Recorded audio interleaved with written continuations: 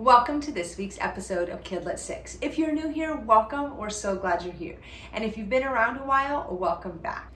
Each week we get to spend 6 minutes together celebrating book birthdays, hearing from authors, and getting lots of great book recommendations. And if you ever need extra recommendations, you can always go back and watch other episodes to find more books you might like to read.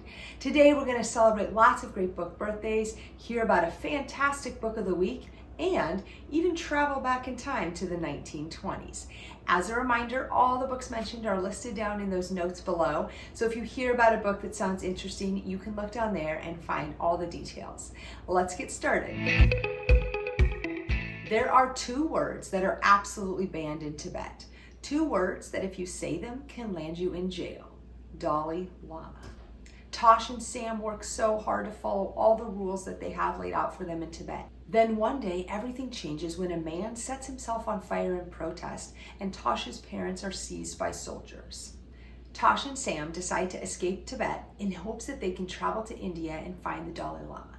So they set off with some supplies and two hopefully very trusty yaks that will help them make the journey across the mountains from Tibet to India. If you are a reader who likes books with adventure, I would definitely recommend this. Their journey through the mountain is not easy, and so if you like stories of adventure or survival, you're definitely going to like this one.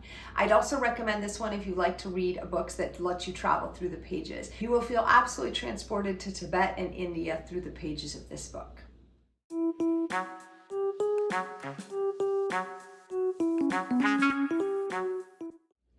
The 1920s are often referred to as the Roaring Twenties. It was a time when you watched movies that were silent and in black and white.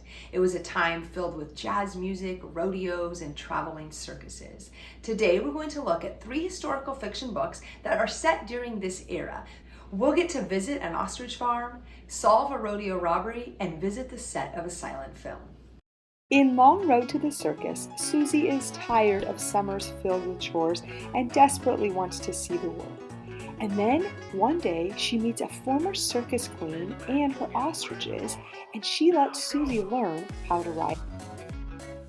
The Nerviest Girl in the World is a story about Pearl, who comes from a family of ranchers, and then she lands a job as a daredevil stunt girl in the early days of silent film in California. In Maddie McDowell and the Rodeo Robbery, Maddie runs away from her boarding school because she feels like her family has betrayed her. She joins a rodeo and intends to leave everything behind, but things don't go as planned, and soon Maddie is trying to solve a robbery.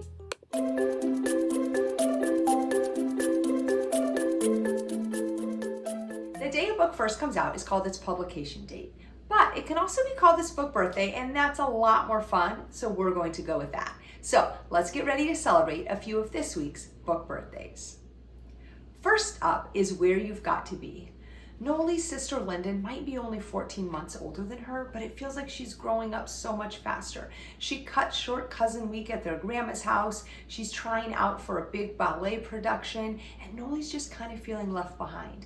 Add in the fact that she also feels like her best friend is growing up and changing, and Noli's just not sure where she fits in. And so she starts to make some choices that maybe aren't the best ones. Noli needs to acknowledge the fact that she may have ended up on the wrong path and figure out how to get back to the right one. Next up is Meet Me Halfway. Maddie feels so directionless after being uprooted from her home in Minnesota to go live with her stepfamily in California.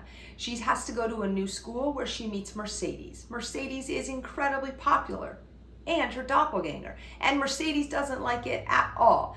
These two girls could not be more opposite. And then they learn they have something in common, a dad they've never met. Despite their differences, will these girls be able to team up to try and meet their dad?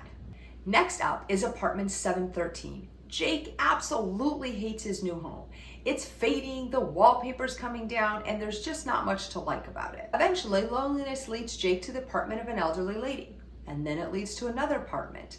As he travels from apartment to apartment, more of the building's mysteries are revealed to him, and then he's summoned to Apartment 713, and when he goes in, he travels to the past.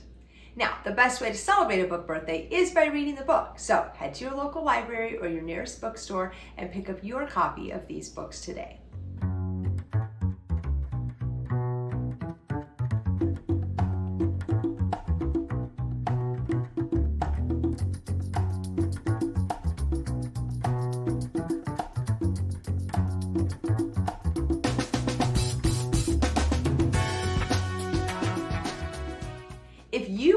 run for student council, it will be easier to give a good speech if you're a good orator. Do you think you can create your own sentence using the word orator? Try creating your own sentence and then sharing it with us on social media or down in the comments below. Thank you so much for watching this episode. We hope you found lots of great book recommendations. We'll be back next week with more recommendations, and in the meantime, have a great week and happy reading.